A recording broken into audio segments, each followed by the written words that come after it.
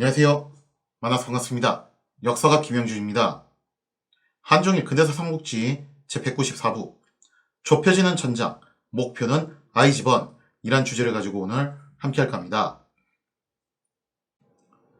1868년 9월 신정부군이 나가오카 번의 성을 함락시키긴 했지만 이 지역의 전역은 아직 완벽하게 끝난 건 아니에요. 당시 이제 신정부군이 포크처럼 남쪽에서 세계로 찔러 올라 들어갔죠.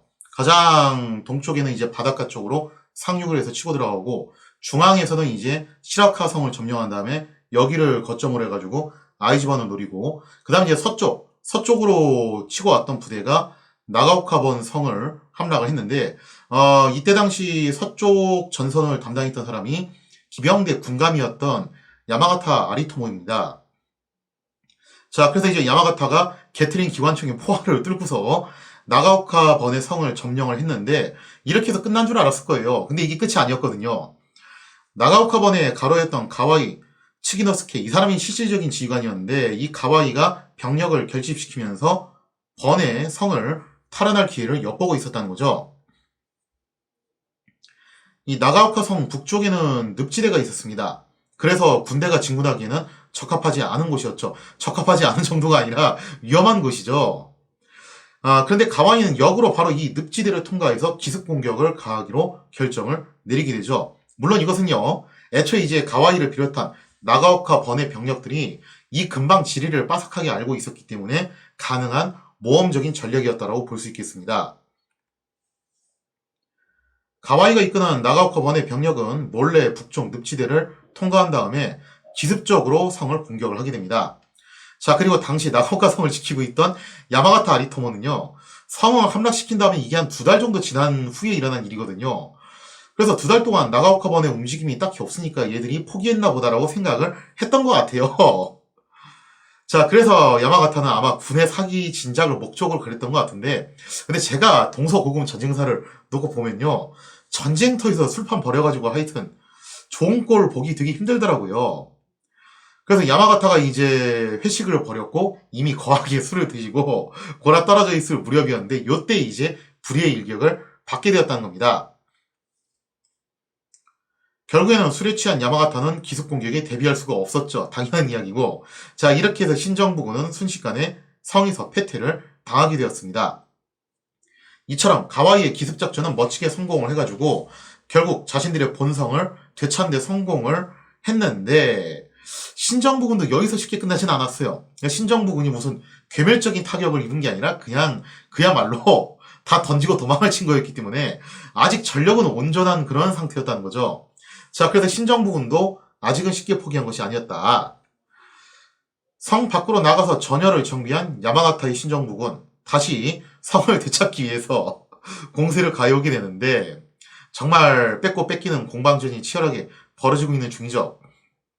그런데 이 과정에서 불운하게도 실질적인 지휘관이었던 가와이가 총탄에 맞아서 부상을 입게 됩니다. 그리고 이게 또 치료가 잘 안 돼가지고 얼마 후에 그만 세상을 뜨게 됐다는 거예요. 자, 이처럼 나가오카 성을 둘러싼 치열한 접전이 벌어지고 있을 무렵이었습니다. 바로 이 무렵에 신정부군은 드디어 니카타항을 접수하기 위한 작전에 돌입을 했죠. 말도 많고 탈도 많은 니카타항. 여기가 이제 초기에 개항을 했던 개항장이 있는 곳인데 그래서 열번 동맹이 저는 게트링포 같은 신무기로 어떻게 입수를 했냐 했을 때 바로 이 니카타항을 통해 가지고 서구 열강들의 군수 물자들을 대거 입수를 했다는 거예요. 특히 프로이센 측에서 좀 많이 관심을 보였다라고 했었죠. 자, 그래서 이제 서구 상인들이 판매하는 물자를 구매해서 이걸로 이제 전쟁을 치르고 있기 때문에 신정부 입장에서는 바로 이 니카타항을 봉쇄하는 것이 급선무였다는 거죠. 자, 그래서 이제 구로다 기요타카가 이끄는 신정부군이 함대를 이끌고 니카타항에 대대적인 포격을 가하게 됩니다. 구로다 기요타카 드디어 이제 등장을 하시는데 아마 아시는 분들 계실 거예요. 한국사하고 하여튼 우리나라하고 인연이라고 해야 되나 악연이라고 해야 되겠죠, 그죠? 하여튼 뭐 굉장히 좀 이제 연이 깊은 사람인데 바로 그 구로다 기요타카가 함대를 이끌고 니카타항에 상륙을 개시하게 됩니다. 이 아저씨는 상륙 전문인 것 같아요. 이런 거 놓고 보면은.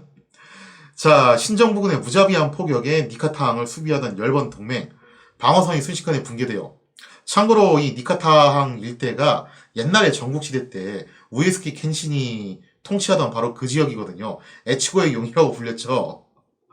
자, 아무튼 유서 깊은 지역이었는데 이 방어선이 순식간에 허물어지게 되고 마침내 신정부군은 니카타항을 접수할 수가 있게 되었다는 거죠. 신정부군이 이렇게 니카타항에 상륙을 하자 열번 동맹 측은 크게 흔들리게 됩니다. 이미 서부전선은 사실상 끝난 게 아니냐라는 그런 상당히 좀 이제 암울한 분위기가 퍼져나가기 시작을 했다는 거죠. 만약에 니카타항이 이대로 봉쇄가 된다면은 열번 동맹은 더 이상 서양의 군수 물자를 도입하는 것이 어려워진다는 거예요. 그렇게 되면은 신정부와의 전쟁에서 매우 불리해질 것이 자명하다라는 거죠. 자, 그래서 결국 이제 쫄리는 상황이 생기니까 이탈자들이 생기게 되는데 시바타번을 비롯한 몇몇 번들이 결국에는 열번 동맹을 탈퇴해서 신정부 측에 붙게 돼요. 그러면서 전세가 점차 열번 동맹에 불리하게 전개가 될 수밖에 없었다라는 거죠. 자, 그리고 이제 신정부는 이 니카타항을 통해서 속속 증원군을 파견을 하게 되는데요. 그렇게 되면서 이제 나카오카 성을 공략하던 야마가타의 전력도 크게 상승을 하게 됩니다. 가뜩이나 지휘관이 가와이가 쓰러져서 사기가 떨어진 나가오카 번은 끝내 이 전력의 열쇠를 극복하기가 힘들었죠. 자, 그래서 야마가타는 마침내 나가오카 성을 다시 탈환함으로써 가까스로 얼마 전에 실책에 대한 체면 치레를 할 수가 있게 되었다는 거죠. 그래서 이때 나가오카 성에서 술판 벌이다가 이 성을 한번 뺏긴 게 야마가타 입장에서는 상당히 이제 자신의 그런 이력의 오점 중 하나로 남게 될 수밖에 없었죠. 그래도 이걸 다시 탈환을 했으니까 겨우 리스크가 복구가 됐다라고 볼 수도 있겠네요. 자, 그래서 9월 중순 무렵이 되면은 나가오카 성이 완전히 신정부근에 넘어가고 니카타항마저 봉쇄가 됩니다. 그러면서 쇼나이번도 굉장히 큰 위기를 맞이하게 되었던 거죠. 그래서 지난 시간에 쇼나이번이 어떻게 해서든 북진을 해가지고 구버타번을 갖다가 장악을 하려고 했던 이유가 뭐였냐면은 새로운 항구가 필요했다는 거예요. 그래서 여기를 장악해서 서부에 군수물자를 입수를 하자.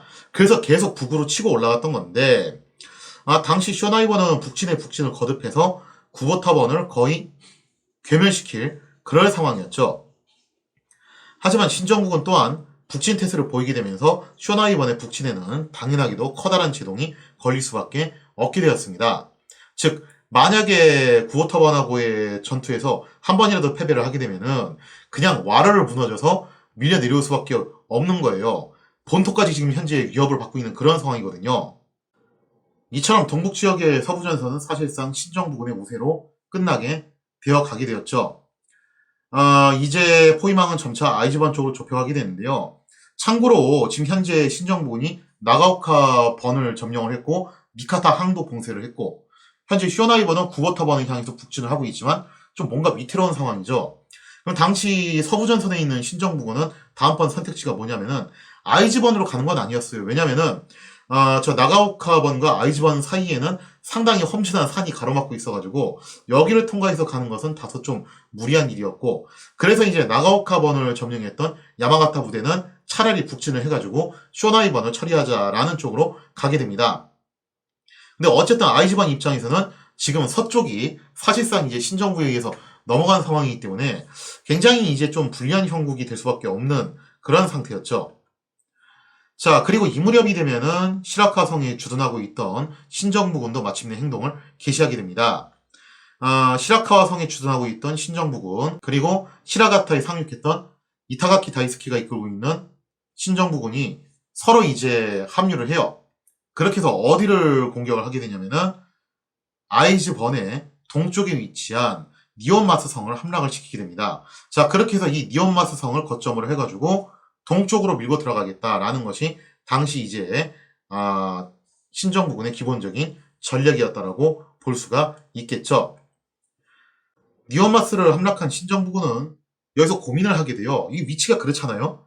북쪽으로 올라가서 아예 그냥 열번 동맹의 맹주인 센다이번을 칠 것이냐 아니면은 본래 작전대로 아이즈번을 칠 것이냐.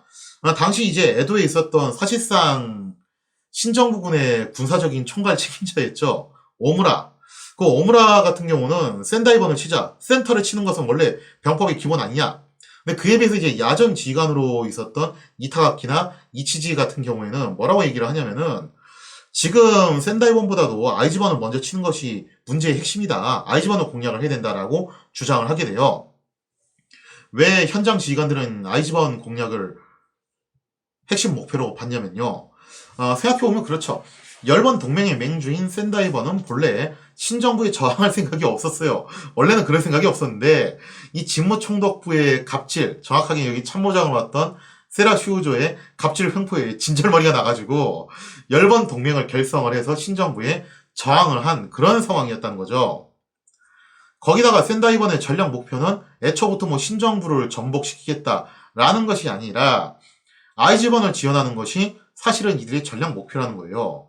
자, 그래서 만약에 아이즈번이 붕괴가 된다면은 열번 동맹은 전략 목표를 상실하게 되는 것이고, 그렇게 되면은 자연스럽게 센다이번은 공순을 선택할 가능성이 높지 않겠냐.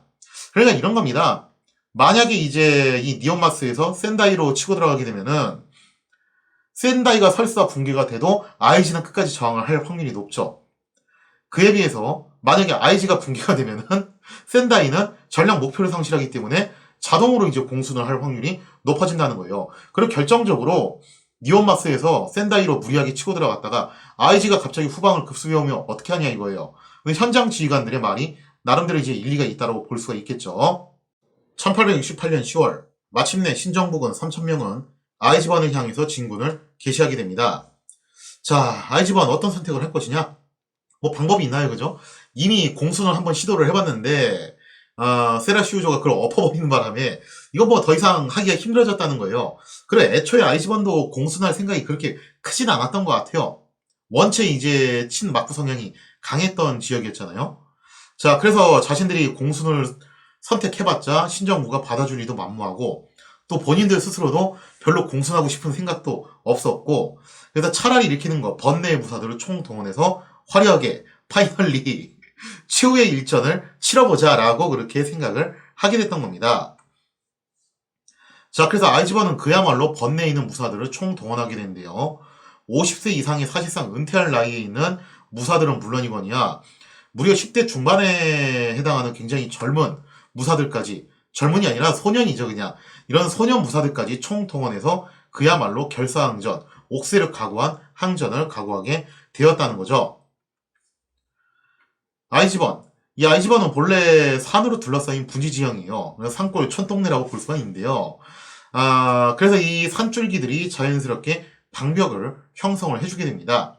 근데 니온마스에서 아이즈번을 넘어오려면은 아이즈번 동쪽에서 이제 치고 들어오는 건데 당연히 이제 이 산줄기를 통과해서 들어와야 되는 거죠.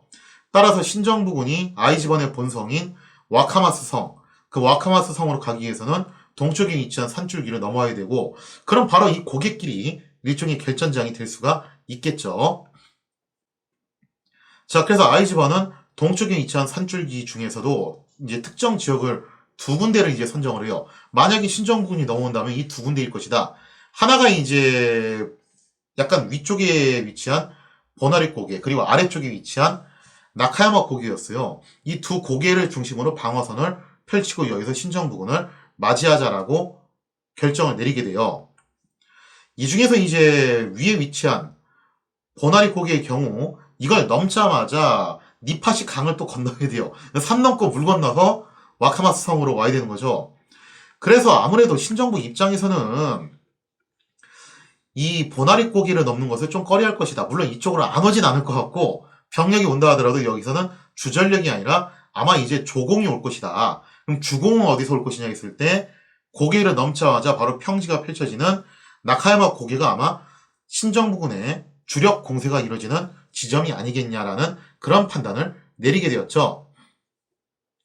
자, 그래서 아이즈번은 오토리가 이끄는 전습대를 보나리 고개에 배치를 해요. 오토리는 옛날 막부 시절에 이제 프랑스식으로 정통을 훈련받은 전습대를 이끌고 있었고, 이 전습대 부대는 상당히 전력이 막강했거든요. 근데 이런 막강한 전력을 가진 전습대를 왜 조공이 올 거라고 예상하는 보나리 고개에 배치를 했냐면은, 이때 전습대가 상황이 좋을 리가 없죠. 이미 신정부군하고 여러 차례 교전을 벌였고 패퇴를 해가지고 아이즈번까지 흘러들어온 그런 상황이잖아요. 전습대도 그렇고 신선조도 그렇고. 그래서 사실상 전력이 많이 고갈돼가지고 본래는 1000명가량의 전력이었지만 지금 현재 막부 전습 때는 이제 400명 정도 수준으로 줄었어요. 그리고 이제 더 이상 중화기는 없다고 봐야 되겠죠. 자, 그래서 막부 전습대가 옛날 그 전력이 아니기 때문에 결국 이 막부 전습대를 조공이 올 거라고 예상하는 보나리 고기에 배치를 하고요. 아이즈번의 핵심 주 전력을 나카야마 고기에 배치를 함으로써 신정부군의 공세에 대비를 하게 되었다는 거죠. 자, 그렇다면 과연 신정부군은 정말로 아이즈번이 예상한 대로 보나리 고기에 조공을 보내고 나카야마 고기에 주공을 보낼 것인가? 뭐 그 이야기는 다음 시간에 봐야 되겠죠. 자, 아무튼 이렇게 보신전쟁 시즌2에 해당하는 아이즈 전쟁의 클라이막스입니다. 드디어 이제 아이즈번을 두고서 양자 간의 치열한 교전이 벌어지게 되는데요. 과연 아이즈번은 이 전쟁에서 살아남을 수 있을 것인가? 거기에 대한 이야기는 다음 시간에 이어서 계속하도록 하겠습니다.